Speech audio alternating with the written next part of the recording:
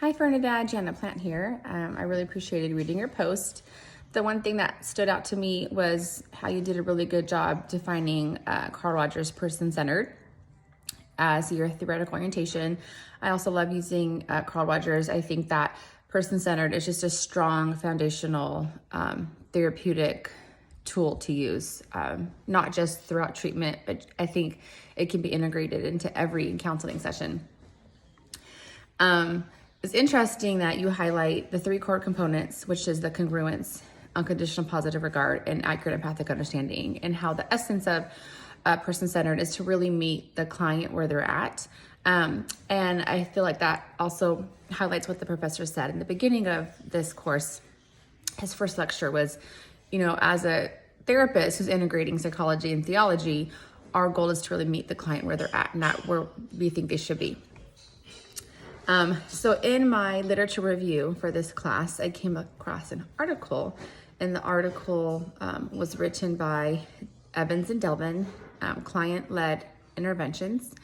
And what the authors did is they created a qualitative research study where they interviewed 10 senior clinicians. It was a qualitative phenomenological research study.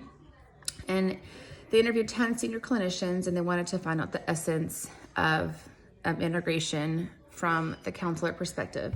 And then what was their experience integrating faith and spirituality? And the research article highlights how the therapist in the beginning of their career all report that they felt a huge pressure or an innate need to be very overt about integrating faith and talking about, religion and spirituality. But at the course of their career, what they found was it was just the relationship that they built with the clients and creating a safe and warm space where they accepted the client where they were at.